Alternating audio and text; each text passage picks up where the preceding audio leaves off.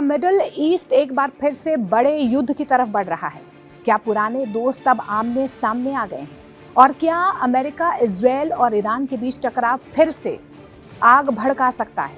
दरअसल middle east में तनाव एक बार फिर से खतरनाक मोड़ पर पहुंच गया है। एक नहीं बल्कि दो अलग अलग मोर्चों पर हालात बिगड़ते दिख रहे हैं। एक तरफ यमन को लेकर सऊदी अरब और संयुक्त अरब अमीरात जैसे पुराने सहयोगियों के बीच टकराव खुलकर सामने आ गया है, और दूसरी तरफ अमेरिका के राष्ट्रपति डोनाल्ड ट्रंप की सीधी चेतावनी के बाद ईरान ने भी बेहद सख्त रुख अपना लिया है।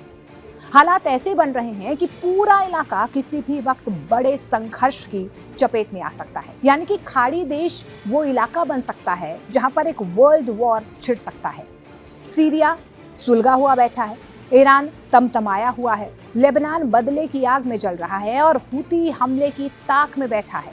इराक के लड़ाकू संगठनों की नजर इजरायल पर गड़ी हुई है। सऊदी अरब और यूएई में हूती को लेकर ठनी हुई है, तो वहीं रूस लगातार सीरिया के डेवलपमेंट पर नजर रखे हुए है, जबकि इजरायल गजा पर पूरे कब्जे का प्लान बनाकर बैठा है। तो वहीं अमेरिकी राष्ट्रपति डोनाल्ड ट्रंप इस बार ईरान से खामनेई का सफाया करने की फिराक में नजर आ रहे हैं। यानी कि जंग को लेकर दुनिया गोल है। सबसे पहले बात करते हैं अमेरिका, इजरायल और ईरान की। फ्लोरिडा में इजरायली प्रधानमंत्री बेंजामिन नेतन्याहू से मुलाकात के बाद राष्ट्रपति ट्रंप ने ईरान को खुली चेतावनी दी। ट्रंप ने कहा कि अगर ईरान ने अपने परमाणु या मिसाइल कार्यक्रम को आगे बढ़ाया तो इसके नतीजे पहले से कहीं ज्यादा खतरनाक होंगे। उन्होंने ये भी साफ किया कि ईरान अगर परमाणु क्षमता बढ़ाने की कोशिश करता है तो अमेरिका इजरायल की सैन्य कार्रवाई का समर्थन करेगा। ये बयान सीधे सीधे युद्ध की धमकी के तौर पर देखा जा रहा है। ट्रंप की चेतावनी के कुछ ही घंटों के बाद ईरान की तरफ से भी कड़ा जवाब सामने आया।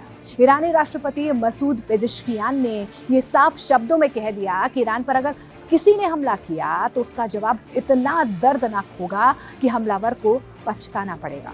बिना किसी देश का नाम लिए उन्होंने ये संकेत दे दिया है कि ईरान अब दबाव में झुकने वाला नहीं।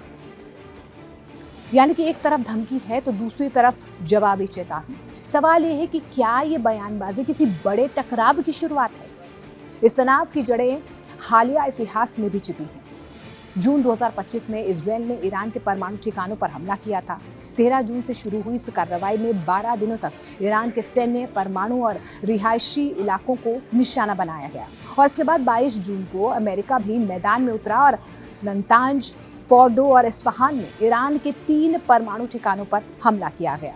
इन हमलों के बाद करीब 24 दिनों तक पूरे इलाके में युद्ध जैसे हालात बने हुए थे, जिसके बाद किसी तरह सीज फायर हुआ। अब वही जख्म एक बार फिर से हरे होते दिख रहे हैं। अब दूसरा बड़ा मोर्चा यमन में खुल गया है, जिसने मिडिल ईस्ट की आग को और ज्यादा भड़काने का काम किया है। सऊदी अरब ने हाल ही में यमन के बंदरगाह शहर मुकल्ला पर हवाई हमला किया। देखिए, सऊदी का ये दावा है कि उसने उन हथियारों और सैन्य वाहनों की खेप को नष्ट किया है जो यूएई की तरफ से यमन के अलगाववादी गुट सर्दर्न ट्रांजिशनल काउंसिल यानी कि एसटीसी के लिए भेजी जा रही है। सऊदी अरब ने इसे क्षेत्रीय सुरक्षा के लिए बेहद खतरनाक कदम भी बताया है। यह हमला सिर्फ यमन तक सीमित नहीं है, बल्कि इसका सीधा असर सऊदी अरब और यूएई के रिश्तों पर पड़ा है। यमन की अंतर्राष्ट्रीय मान्यता प्राप्त सरकार की प्रेसिडेंशियल लीडरशिप काउंसिल ने 72 घंटे के लिए आपातकाल घोषित कर दिया है। साथ ही यूएई के साथ संयुक्त रक्षा समझौता रद्द कर दिया गया है और हवाई, समुद्री और जमीनी रास्तों पर नाकाबंदी के आदेश दे दिए गए। तो सवाल उठता है कि क्या यमन अब पूरी तरह से टूटने की कगार पर है? अब बड़ा सवाल ये है कि आगे क्या होगा। एक तरफ ईरान, अमेरिका और इजरायल के बीच तनाव बढ़ रहा है, दूसरी तरफ सऊदी अरब और यूएई जैसे पुराने सहयोगी यमन में आमने सामने आ गए हैं। दोनों मोर्चों पर हालात अगर और ज्यादा बिगड़े तो मिडिल ईस्ट एक बार फिर से बड़े युद्ध की आग में झुलस सकता है। वहीं सबसे बड़ी बात यह है कि यमन में बैठा हूथी अब चलते चलते सीरिया में आ गया है। वहीं मिडिल ईस्ट में उसके समर्थन में यूएई पहले से ही बैठा हुआ है। ऐसे में हूथी मिडिल ईस्ट में इस बार जंग की बड़ी वजह बन सकता है, क्योंकि ईरान के बाद अब हूथी इजरायल के लिए बड़ा खतरा बन चुका है। आपको बता दें कि हूथी एक सशस्त्र समूह है जो यमन में ताकत और बंदूक के दम पर सत्ता पर काबिज है और अपनी पैरेलल सरकार वहां पर चला रहा है। हूथी को ईरान का समर्थन हासिल माना जाता है। पिछले कुछ सालों में हूती ने लंबी दूरी की मिसाइलें और ड्रोन इस्तेमाल करके इजरायल को दहलाने का काम किया है। इस वजह से मिडिल ईस्ट में हूती की तूती बोलने लगी है। खुद अमेरिका भी हूती से हैरान है और यही वजह है कि अब अगर हूती सीरिया जैसे देश में पैर जमाते हैं तो मामला सिर्फ यमन तक सीमित नहीं रहता है, फिर यह खतरा इजरायल के लिए बढ़ जाता है, क्योंकि सीरिया की भौगोलिक स्थिति इजरायल के लिए बेहद संवेदनशील है।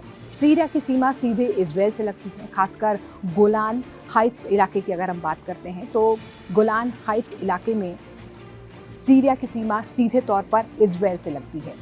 अगर हूती जैसे ईरान समर्थित लड़ाकू समूह सीरिया में मौजूद होते हैं तो इसका मतलब साफ ये है, यानी कि इसका मतलब यही है कि इजरायल के काफ़ी नज़दीक एक नया मोर्चा खुल सकता है। इससे इजरायल पर ड्रोन या मिसाइल हमलों का खतरा और ज़्यादा बढ़ सकता है। दूसरा बड़ा खतरा यह है कि हूती की मौजूदगी ईरान के रेजिडेंट एक्सेस को और ज़्यादा मजबूत कर सकता है।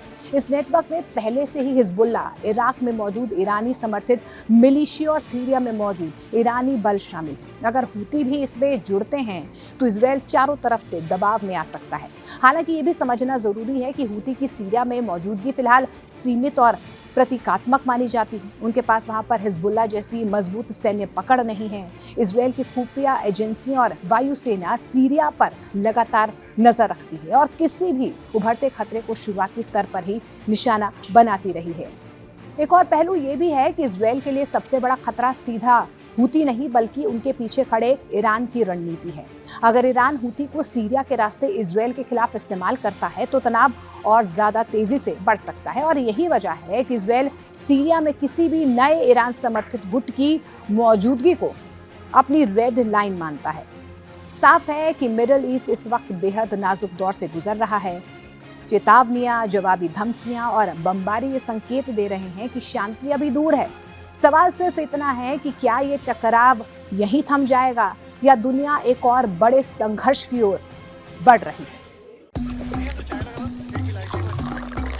यहाँ ताजा खबर के साथ हर दिन की शुरुआत कड़क है। आमने सामने बैठ रखते हैं बात पूरे दम से, आराम से। चर्चा होती है बेधड़क।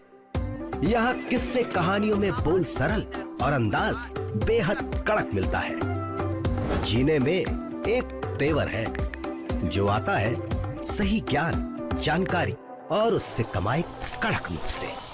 इधर मौके पर चौका नहीं, छक्का लगा जलवा दिखाते हैं। कड़क क्रिकेट से अपने रोमांच को जो बढ़ाते हैं। यहाँ की हर बात का मिजाज एक है, मिजाज कड़क। आपका अपना YouTube चैनल कड़क लाइव बेधड़क।